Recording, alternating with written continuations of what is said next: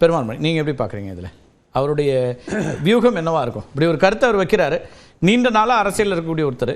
அப்போ எந்த திட்டமும் இல்லாமல் அப்படி ஒரு வார்த்தையை அங்கே போட மாட்டார். இதெல்லாம் ஓரளவுக்கு முன்கூட்டியே என்ன பேசணும்னு தயாரிப்போடு வரக்கூடியது தான். இப்போ தயாரிப்போடு வந்து பேசக்கூடிய இடத்த அதை எப்படி புரிஞ்சுக்கும்?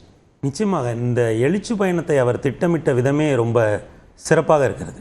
ஏனென்றால் அவர் அந்த பயணத்தை வந்து முதல்ல அதுக்கு ஒரு இன்ட்ரோ எழுதியிருந்தாங்க. அந்த இன்ட்ரோவே வந்து பார்த்தீங்கன்னா இவ்வளவு நாட்களில் அதிமுகவில் இல்லாத வகையில் சொற்கள் எல்லாம் ரொம்ப சிறப்பாக பயன்படுத்தப்பட்டு அம்மா காலத்தில் எழுதப்படுகிற மாதிரியான ஒரு மொழி நடையில் அது எழுதப்பட்டிருந்தது.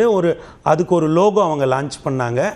அதற்கு பிறகு அவர் இந்த பயணத்தை வந்து எங்கே ஆரம்பித்தார் பாருங்க.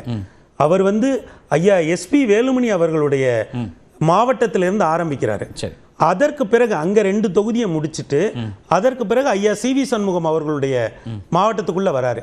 இதுலயே அவர் கட்சிக்காரர்களுக்கும் ஏனைய மாவட்ட குறிப்பா கட்சிக்காரர்கள்ங்கிறத தாண்டி ஏனைய மாவட்ட செயலாளர்களுக்கு ஒரு வலிமையான செய்தியை சொல்கிறார். ஏனென்றால் ஐயா வேலுமணி அவர்களுடைய மாவட்டத்தில் தொடங்குகிறார், அடுத்து ஐயா சிவி சண்முகம் அவருடைய மாவட்டம், அடுத்து அப்படி கடலூர் அப்படியே போகிறார். குறிப்பாக எல்லா பாயிண்ட்லையுமே அவங்க வந்து பெரிய அளவில் கூட்டத்தை கூட்டினாங்க.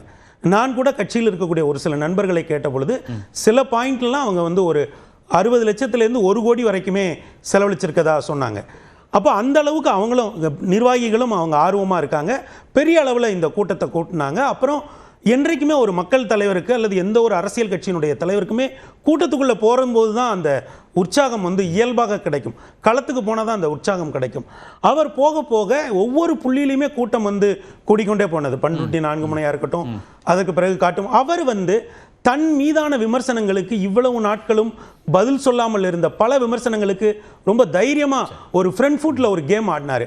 என்னன்னா ஊர்ந்து வந்தனா பறந்து வந்தனா அதெல்லாம் விஷயம் கிடையாது, வர வேண்டிய இடத்துக்கு வந்துட்டேன்ல, என்னை பார்த்து பயப்படுறீங்கல்ல அப்படின்ட்டு. இன்னமும் ஐயா எடப்பாடியார் மொழியில் சொல்ல போனதா இருந்தா நான் பறந்து வந்துட்டேன்ல, எப்படியோ வந்துட்டேன்ல, என்னை பார்த்து பயப்படுறல. ஏன்னா அவர் சில இடங்கள்ல அந்த ஒரு ஸ்லாங், ஒரு லோக்கல் ஸ்லாங் பயன்படுத்துறதை நம்ம பார்க்க முடியும். அப்படி நேரடியாக ஒரு அக்ரெசிவான டோனை வந்து அவங்க எடுத்தாங்க. அப்புறம் இன்னொன்னு சொன்னாங்க, பாஜகவோட கூட்டணி அது எங்க உட்கட்சி விவகாரம், அதை ஏன் நாங்க வந்து நீங்க ஏன் அது எந்த இடத்துல இருந்து சொல்றாங்கன்னா சட்டப்பேரவையில் ஐயா முதல்வர் ஐயா வந்து எந்திரிச்சு எதையோ பேச போறாங்கன்னு நான் பார்த்தா பாஜகவோட கூட்டணி வச்சிருக்கீங்கன்னு நீங்க கேட்குறாங்க, அது எங்க விவகாரம், ஏன் நீங்க கேட்குறீங்க அப்படிங்கிற அளவுக்கு அதை வந்து ரொம்ப ஒரு அக்ரெசிவான டோன். இப்போ இது மட்டும் கிடையாது, இப்போ நீங்க அடுத்த கட்ட பிரச்சாரம் பார்த்தீங்கன்னா தென் மாவட்டங்களுக்குள்ள போறாங்க. புதுக்கோட்டையில் ஆரம்பிச்சு அப்படியே இப்போ என்னன்னா, நான் எதற்காக இதை குறிப்பிடுகிறேன் என்றால் இந்த பயண திட்டத்தையே அவர் ஒரு தொலைநோக்கோட தான் வடிவமைச்சிருக்காங்க. அப்போ அப்படியாப்பட்ட ஒரு சூழலை பார்க்கிற பொழுது இந்த பிரம்மாண்டமான ஒரு கட்சி வருகிறது அப்படிங்கிறது எங்க கூட்டணி இன்னமும் வலிமை பெறும் அப்படிங்கிறதோ அப்படின்னு தான் நம்ம புரிஞ்சுக்கணும். இல்ல முக்கியமான ஒரு கட்சி வருதுன்னு சொல்றது, ஆமா பிரம்மாண்டமான ஒரு கட்சி வருதுன்னு சொல்றது, அதாவது தன்னளவில் அனைத்து இந்திய அண்ணா திராவிட முன்னேற்ற கழகத்திற்கு இணையான ஒரு கட்சி தமிழ்நாட்டில் இல்லை என்பதுதான் என்னுடைய புரிதல். நான் ஏன் இதை தரவுகள் அடிப்படையில் சொல்றேன், நீங்க எந்த ஒரு மாவட்டத்தையும் எடுத்துக்கங்க, ஒரு புறத்துல அனைத்து இந்திய அண்ணா திராவிட முன்னேற்ற கழகத்தினுடைய முன்னாள் அமைச்சர்கள், முன்னாள் மேயர்கள், முன்னாள் ஒன்றிய தலைவர்கள், இப்படி அரசு பதவிக்கு வந்திருப்பாங்கல்ல, அவங்களெல்லாம் உட்கார வச்சுட்டு இன்னொரு புறத்துல நீங்க ஏனைய கட்சியினரை உட்கார வச்சீங்கன்னா இந்த 32 ஆண்டு கால ஆட்சி அதிகாரத்தில் எளியவர்களை, ஏராளமானவர்களை அரசு வாகனத்தில் உட்கார வைத்த பெருமை அனைத்து இந்திய அண்ணா திராவிட முன்னேற்ற கழகத்தை சாரும். அந்த வகையில் அது ஒரு பிரம்மாண்டமான கட்சி. நான் ஒரே ஒரு உதாரணம் மட்டும் சொல்லிடுறேன். ஐயா எடப்பாடியார் அவர்கள் முதல்வராக யாரு பிரம்மாண்டமான கட்சிங்கிறீங்க? அஇஅதிமுக தான் தன்னளவில் பிரம்மாண்டமான கட்சி. ஆனா அவர் இன்னொரு கட்சி இல்ல, அதான் நான் சொல்றேன். இப்ப ஐயா எடப்பாடியார் அவர்கள் பொறுப்பேற்ற போது பாத்தீங்கன்னா டெல்லியில அவர் பொறுப்பேற்று போகும்போது 50 எம்பிக்கள் வரவேற்கிறதுக்கு வந்து நின்னாங்க. உள்ளாட்சிகள் எல்லாம் அவங்க தான் பொறுப்புல இருந்தாங்க. இங்க 2வது முறையா தேர்தலில் வெற்றி பெற்றிருந்தாங்க. ஆனால் முதல் வீழ்ச்சி எங்க வந்ததுன்னா அந்த உள்ளாட்சி தேர்தலை ஐயா 2ஆ பிரிச்சு வச்சாங்க இல்லைங்களா, கிராமப்புற ஊராட்சி. இன்றைக்கு ஒருவேளை அப்படி ஒரே தேர்தலா வச்சிருந்தா இன்றைக்கு 50% மேயர்கள் அஇஅதிமுக கட்டுப்பாட்டில் இருந்திருப்பாங்க. By going by that result அந்த ட்ரெண்ட் கண்டினியூ ஆயிருந்தா. அப்ப என்னன்னா அப்படி ஒரு பிரம்மாண்டமான கட்சியாக இருந்த ஒரு கட்சியை இன்றைக்கு வந்து ஐயா ஓபிஎஸ் அவர்களுடைய பிரிவு, அதற்கு பிறகு அமமுக வெளியேறியது. இந்த சூழலுக்கு பிறகு ரொம்ப வலிமையாக திட்டமிட்டு அதை கட்டி எழுப்ப வேண்டிய ஒரு பொறுப்பு. இன்னொன்றையும் ஐயா எடப்பாடியார் அவர்கள் அணைந்து விட்டார்கள். என்னன்னா எப்படி வந்து ஆட்சி அதிகாரத்தில் முதல்வராக இறங்கிய பிறகு அனைத்து இந்திய அண்ணா திராவிட முன்னேற்ற கழகத்தினுடைய பொதுச் செயலாளருங்கிற இடத்தை ஐயா அவர்கள் எட்டி பிடித்து விட்டார்கள். அந்த இடத்திலிருந்து ஒரு தேர்தலுக்கான வேட்பாளரையும் போட்டு 2024 தேர்தலில் பிரதமர் வேட்பாளர் யார் என்று சொல்லாமல் அந்த தேர்தலில் விழுந்த 23% வாக்குகளும் ஐயா எடப்பாடியார் அவர்களுடைய தலைமைக்கு விழுந்த வாக்குகள் தான். அந்த அளவில் நான் என்ன சொல்றேன், இப்போ ஏடிஎம்கேவை யாரும் குறைச்சி மதிப்பிடல. ஏடிஎம்கே தலைமையிலான ஒரு கூட்டணி அப்படின்னு அமித்ஷாவே சொல்லிட்டு போறாரு. இபிஎஸ் தலைமையிலான கூட்டணி தான் இங்கே அமைய போகிறது, இதை வச்சுதான் நம்ம வந்து தேர்தலை சந்திக்க போறோம் அப்படின்றாரு. அப்போ அவர் தலைமையில அவரை முன்னிறுத்தி ஒரு கூட்டணி அப்படின்னும் போது அதை விட ஒரு பிரம்மாண்டமான ஒரு கட்சி வரும் அப்படின்னு அவர் சொல்றது தன்னுடைய தற்போது இருக்கக்கூடிய கூட்டணியை குறைத்து மதிப்பிடுகிறாரா அல்லது அந்த மாதிரி வந்து ஒரு பிம்பத்தை அவரே உருவாக்குகிறார். இப்ப இதுதான் வந்து பிரச்சனை. நீங்க இன்னொன்னு இபிஎஸ் பத்தி இவர் பேசினாரு, அவர் வந்து ஒரு தொலைநோக்கு பார்வையோட இதை போயிருக்காரு அப்படின்னு. என்னை பொறுத்த வரைக்கும் அதிமுக ரிவர்ஸ்ல வேலை பார்க்குது. டைரக்டா அவங்க வந்து எலெக்ஷன் போயிட்டாங்க. நீங்க ஒரு எதிர்க்கட்சி தலைவராக அவருடைய செயல்பாடுகள் கடந்த 4 வருஷத்துல எப்படி இருக்கு அப்படின்னு பாத்தீங்கன்னா அது பெரிய அளவுக்கு திருப்திகரமா இல்லை. நீங்க இன்னைக்கு வந்து திமுக எதிர்க்கட்சிகள் செய்ய முடியாத பல்வேறு விஷயங்கள் வந்து இன்னைக்கு அவங்க இருக்கு. கவர்மெண்ட்டை பத்தி பல அதிருப்தி இருக்கு, பல்வேறு பிரச்சனைகள் இருக்கு. அதை எல்லாமே வந்து பொதுவெளியில கொண்டு வந்து அரசியல் ரீதியாக அரசாங்கத்துக்கு ஒரு நெருக்கடியை ஏற்படுத்தக்கூடிய வேலையை அவர் செய்யல. இப்போ அது அந்த கட்டத்தை அவர் கடந்துட்டு டைரக்டா எலெக்ஷன் தேர்தல் பிரச்சாரம் அப்படின்னு போயிட்டாரு.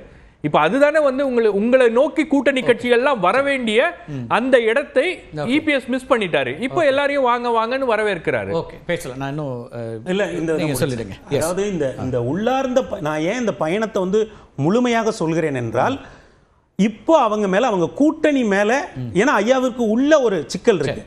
ஏனென்றால் தென் மாவட்டங்களில் வைகை நதி தீரத்திலையும் தாமிரபரணி தீரத்திலும் அவங்க வந்து 3வது இடத்துக்கு தள்ளப்பட்டிருக்காங்க. அப்போ அதுவும் ஐயாவோட மனசுல இருக்கும். அப்போ இந்த பொதுச் செயலாளருங்கிற இந்த இடத்தை உறுதிப்படுத்த வேண்டிய ஒரு தேவை இருக்கிறது. அப்போ அந்த வகையில இந்த பயணத்தை நான் 24லயே பண்ணிட்டார் இல்லையா? இல்ல 24ல பண்ணாலும் உங்களுக்கு அது 23% வாக்கு நீங்க தான் சொன்னீங்க. அவர் தலைமைக்கு கிடைச்சது பெரும்பான்மை வாக்கு இதுல இருந்து தான் நான் சொல்றேன். அதான் என்ன சிக்கல்னா இந்த தேர்தல்ல வந்து குறைஞ்சது உங்களுக்கு 40% வாக்காவது வேணும்.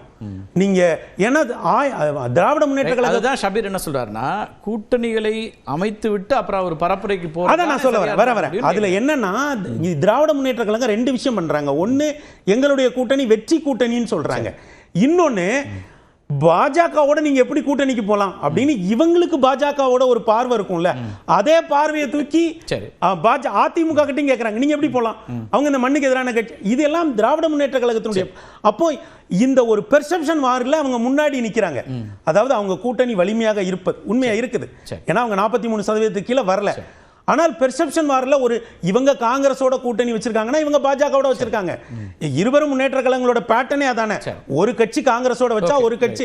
ஆனால் இந்த இடத்துல என்னன்னா நான் நண்பர் சபீர் அதெல்லாம் மாத்தி இருந்தாங்க. இல்ல ஒரு நிமிஷம், அது சில தேர்தல்கள்ல மாறிச்சு.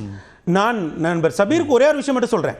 2006-11 காலகட்டத்தில் ஜெயலலிதா அம்மா பெரும்பாலும் கொடநாட்டில் தான் இருந்தாங்க. அவங்க அப்போ அது விமர்சனமாவே ஆச்சு. ஆனால் அப்படி ஒரு மீட்டிங் போட்டு வஉசி மைதானத்தில் போய் கோயம்புத்தூர்ல இறங்கினாங்க. 4 பாயிண்ட் தான் பேசினாங்க. ஒன்னு கோயம்புத்தூர் வஉசி மைதானம், இன்னொன்னு திருச்சி, இன்னொன்னு மதுரை. அதற்கு பிறகு அந்த கட்சி அப்படி எந்திரிச்சு உட்கார்ந்துச்சு. என்னன்னா அஇஅதிமுக தன்னளவுல கேடர் ஸ்ட்ரென்த் உள்ள ஒரு பார்ட்டி. அந்த அதோட உள்ளார்ந்த ஒரு சிறப்பு இருக்கு. என்னன்னா எப்படி கல அரசியல்ல சொல்றதுலயே முரண் வந்துருது. இல்ல வரல, சொல்லுங்க ஏன் வருதுன்னா ஜெயலலிதா அவர்கள் எப்ப போனாங்க நீங்க சார் 2011 தேர்தலுக்கு கொஞ்சம் 6 மாசத்துக்கு முன்னாடி தான் போனாங்க. அதுதான் ஷபீர் சொல்றாரு. என்ன சொல்றாருன்னா நீங்க கூட்டணிலாம் அமைச்சிட்டு பரப்புரை எப்ப போகணும். இப்போ நீங்க வந்து திரு எடப்பாடியார் முன்னாடியே விட்டார். அததான் அவரு செய்யறாரு. அப்ப அது நீங்க சொல்றது என்ன ஆகுதுன்னா பலவீனமான ஒரு இடத்துல அப்படி கிடையாது சார். நான் அதான் சொல்றேன், அஇஅதிமுக பொறுத்தளவுல நீங்க முதல்ல அந்த கட்சியோட தொண்டர்களை போய் பார்த்தா போதும். நான் அததான் சொல்றேன். கடைசி நேரத்துல தான் கூட்டணி வச்சாங்க. அவங்க ஜெயலலிதா கடைசி நேரத்துல தான் வச்சாங்க. ஈவன் அந்த தேமுதிகவோட கூட்டணியில உங்களுக்கே தெரியும் எவ்வளவு கடைசி நேரத்துல எவ்வளவு சிக்கல்கள் வந்தது. இவங்க லிஸ்ட் அறிவிச்சு அதெல்லாம் வேற. ஆனால் அஇஅதிமுகவுக்கு இருக்கிற பலம் நான் அதை மட்டும் சொல்லிடுறேன். கல அரசியல்ல திராவிட முன்னேற்ற கழகம் எவ்வளவு சிறப்பா இருப்பாங்களோ அதற்கு இணையாக தேர்தல் அரசியல் ஒண்ணு இருக்குல்ல, அது எதிரிக்கே சீட்டு கொடுத்தா கூட அஇஅதிமுக தொண்டர்கள் வேலை பார்க்க ரெடியா இருப்பாங்க. அந்த அளவுல இன்று இந்த பயணம் என்பது அஇஅதிமுக கேடர்களுக்கு அவர்களுடைய ஸ்ட்ரென்த்தை சொல்கிற பயணம்.